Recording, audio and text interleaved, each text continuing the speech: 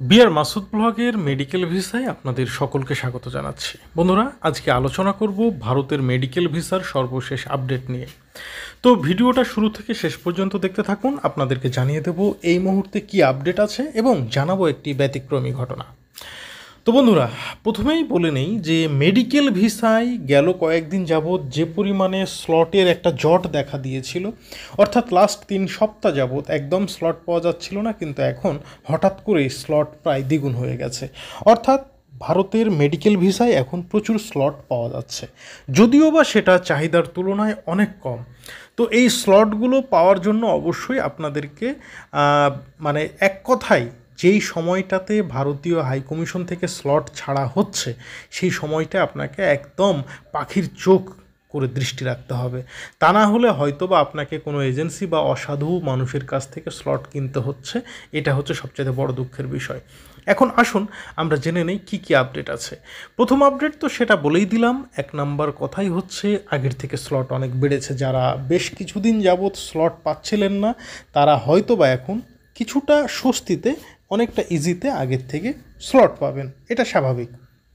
দ্বিতীয় কথা হচ্ছে এই মুহূর্তে ভারতের ভিসা নিয়ে যে কয়েকটা গেম খেলা হচ্ছে তার মধ্যে একটা হচ্ছে ডাবল এন্ট্রি ভিসা।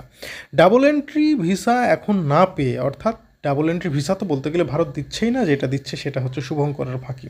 তো সেটা না পেয়ে অনেকেই কিন্তু মেডিকেল ভিসার শরণাপন্ন হচ্ছে এবং অনেকেই দেখা যাচ্ছে হাসপাতালে টাকা পয়সা দিয়ে অরিজিনাল ডকুমেন্টস তৈরি করে তারা মেডিকেল কাগজপত্র তৈরি করে মেডিকেল ভিসার স্লট নিচ্ছে। স্লট নিয়ে তারা ভারতের দিল্লিতে ইউরোপের অ্যাম্বাসি ফেস করবে, এই প্রিপারেশনে যাচ্ছে।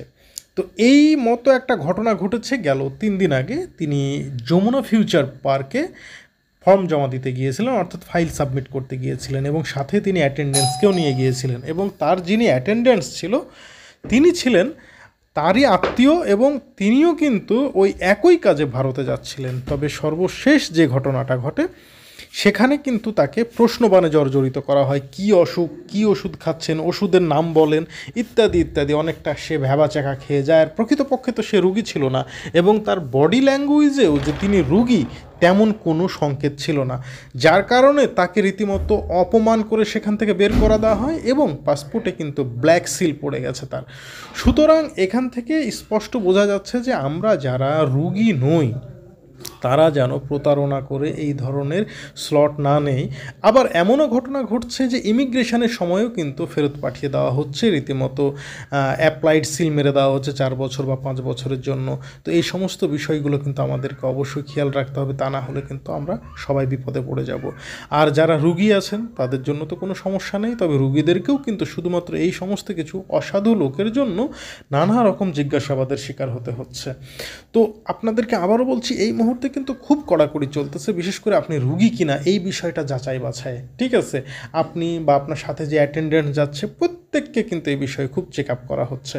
তো যারা ডাবল এন্ট্রি ভিসায় ভারত যেতে চান তাদের জন্য সবচাইতে ভালো উপায়, আপনার যদি মা বাবা ভাই বোন এরা কেউ অসুস্থ থাকে তাদের মেডিকেল ভিসার ব্যবস্থা করেন, তাদের অ্যাটেন্ডেন্ট হিসেবে আপনি যান। এটা হবে আপনার চাইতে সবচেয়ে সেফ এবং নিরাপদ। এছাড়া যদি অন্য উপায় আপনি অবলম্বন করেন তাহলে নিজ দায়িত্বে আপনাকে যেতে হবে। আবার অনেকাংশে এমনও ঘটছে যে ইউরোপের অ্যাম্বাসি ফেস করতে গিয়ে তারা যখন দেখছে মেডিকেল ভিসায় আপনি এসেছেন তখন কিন্তু তাদের ভিসা আবেদন বাতিল হয়ে যাচ্ছে। সব মিলিয়ে কিন্তু একটা বিশাল ভজঘট আছে। তবে যেই সমস্ত এজেন্সিগুলো আপনাকে গ্যারান্টি দেয় যে আপনি যে কোনো ভিসাই আপনি ভারতে পৌঁছাতে পারলেই তারা আপনার ভিসার ব্যবস্থা করে দেবে, সেক্ষেত্রে বিষয়টা কিন্তু আলাদা। তাছাড়া কিন্তু প্রায়শই এই ধরনের ঘটনা ঘটছে, যেটা আপনাদেরকে সতর্কতামূলকভাবে আমি জানিয়ে দিলাম।